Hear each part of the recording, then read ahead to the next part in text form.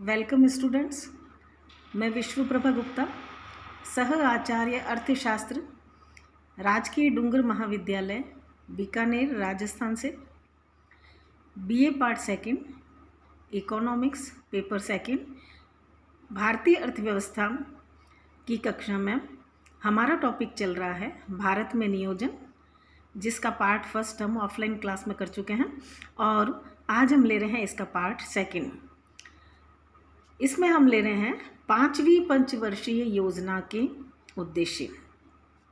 5वीं पंचवर्षीय योजना के दो प्रमुख उद्देश्य थे। पहला, निर्धनता का उन्मूलन करना और दूसरा, आत्मनिर्भरता की प्राप्ति। इनके लिए ऊंची विकास दर, आय का उचित वितरण और बचत की घरेलू दर में अत्यधिक वृद्धि को आवश्यक माना गया। ये दोनों उद्देश्य दीर्घकालीन किस्म के माने गए हैं, लेकिन 5वीं योजना में इनको प्राप्त करने की दिशा में प्रभावपूर्ण कदम उठाने पर जोर दिया गया। निर्धन वर्ग का उपभोग स्तर ऊंचा करने के लिए संपन्न और धनी वर्ग से अधिक बचत कराने की आवश्यकता पर भी बल दिया गया।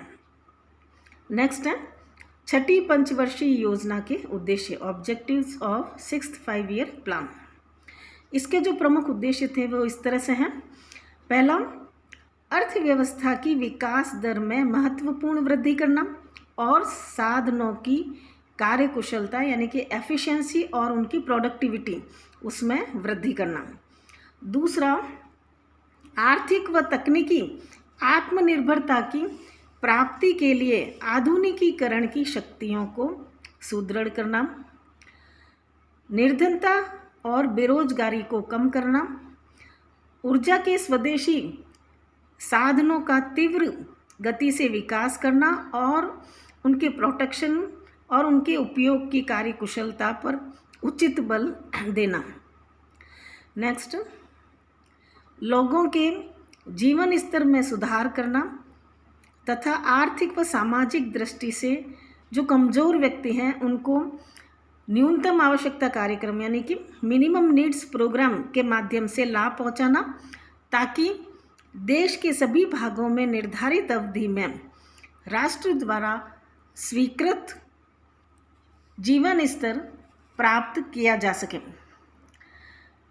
नेक्स्ट, सार्वजनिक नीतियां और सेवाओं में पुनर्वितरण के प्रति झुकाव को सुदृढ़ करना और आय व धन की असमानताओं को कम करने के लिए निर्धन वर्ग के पक्ष में नीतियों को अपनाना। विकास में प्रादेशिक असमानताओं को कम करने की बात भी इस योजना के अंतर्गत कही गई। इसके अलावा लघु परिवार के नॉर्म को या आदर्श को ऐच्छिक स्वीकृति के जरिए लागू करने की बात कही गई और जनसंख्या नियंत्रण की नीतियों को प्रोत्साहित करने का प्रयत्न करने की बात भी की गई। नेक्स्ट, विकास के अल्पकालीन और दीर्घकालीन लक्ष्यों में तालमेल बिठाने और इसके लिए पर्यावरण व परिवेश संबंधित यानी कि एनवायरमेंटल एंड इकोलॉजिकल परिसंपत्तियों के संरक्षण और सुधार को प्रोत्साहित करने पर बल दिया गया। पर्यावरण सुधार में जल और वायु प्रदूषण को रोकना शामिल होता है, जबकि परिवेश संतुलन यानी कि सुधार में वृक्षारोपण करके मिट्टी के कटाव को रोका जाता है, ताकि जल, भूमि और पशु जगत के बीच उचित संतुलन स्थापित किया जा सके। और नेक्स्ट, विकास प्रक्रिया में सभी प्रकार के लोगों को शामिल करने की बात कही गई। साथ ही उचित शिक्षा, संचार और संस्थागत नीतियों के माध्यम से इस कार्य को आगे बढ़ाने का लक्ष्य रखा गया। नेक्स्ट योजना है 7वीं योजना के उद्देश्य, जो 1985 से 90 तक चले। इस योजना में रोटी, रोजी व उत्पादकता है यानी कि फूड, वर्क एंड प्रोडक्टिविटी पर प्रमुख रूप से बल दिया गया। इसके अंतर्गत जो उद्देश्य हैं उसमें कृषिगत उत्पादन, विशेष रूप से खाद्यान्न उत्पादन में तीव्र वृद्धि करने का लक्ष्य रखा गया। इसके लिए सिंचाई की वर्तमान क्षमता का भरपूर उपयोग करने और सिंचाई की सुविधाओं का विस्तार करने पर बल दिया गया। कृषिगत उत्पादन बढ़ाने के लिए जरूरी औद्योगिक आधार ढांचा तैयार करने के लिए पूंजी लगाने की आवश्यकता को भी स्वीकार किया गया। दूसरा जो उद्देश्य था 7वीं योजना में, वह था रोजगार का सृजन करना, रोजगार को बढ़ाना।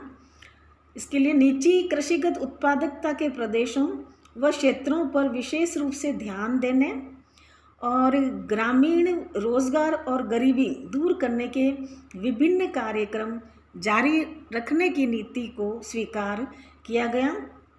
इसके लिए औद्योगिकरण की प्रक्रिया को भी तेज करना आवश्यक माना गया ताकि अधिकाधिक रोजगार लोगों को प्राप्त हो सके।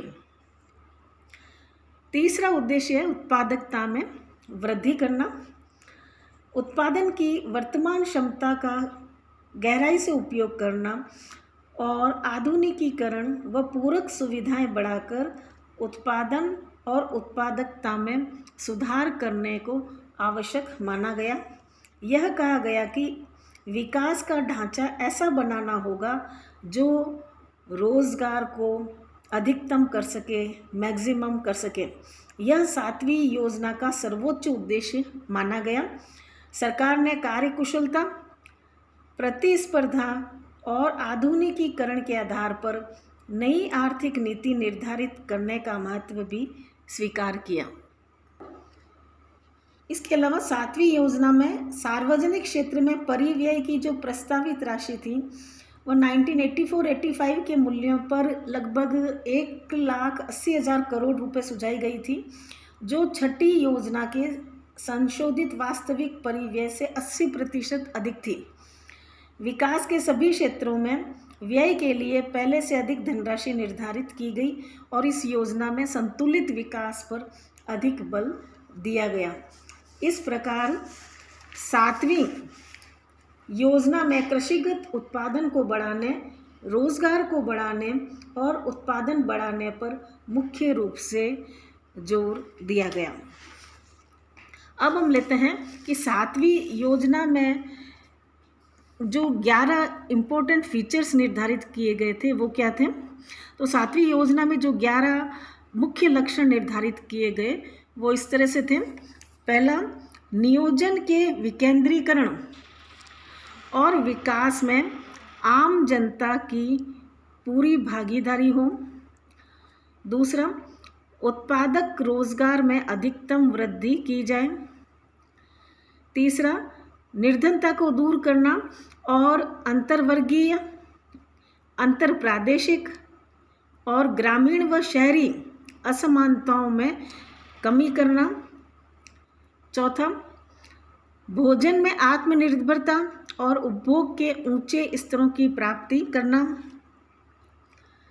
फिर शिक्षा, स्वास्थ्य, पोषण, सफाई व आयात प्रतिस्थापन के माध्यम से आत्मनिर्भरता के अंश में वृद्धि करना। स्वैच्छिक रूप से लघु परिवार का आदर्श अपनाने पर बल देना तथा आर्थिक और सामाजिक क्रियाओं में स्त्रियों का रचनात्मक योगदान बढ़ाने की बात भी की गई। फिर आधारभूत ढांचा यानी कि इंफ्रास्ट्रक्चर की बाधाओं और कमियों को दूर करना तथा इनकी क्षमता का पूरा उपयोग करना ताकि अधिकाधिक प्रोडक्टिविटी बढ़ सके। फिर 8वां प्रमुख लक्षण था उद्योगों में कार्यकुशलता, आधुनिकीकरण और प्रतिस्पर्धा को बढ़ाना। 9वां, ऊर्जा के संरक्षण व गैर परंपरागत ऊर्जा स्रोतों के विकास पर जोर देना। विकास नियोजन को विज्ञान और तकनीक का एकीकरण करना। और लास्ट, परिवेश व पर्यावरण संरक्षण व सुधार पर जोर देना। तो ये जो 7वीं योजना के 11 प्रमुख लक्षण थे, ये योजना के उद्देश्यों से सीधा और गहरा संबंध रखते हैं, तो इनका उल्लेख करना आवश्यक था। तो आज जो है हम यहीं तक रखते हैं, अगली योजना हम नेक्स्ट क्लास में लेंगे। Thank you.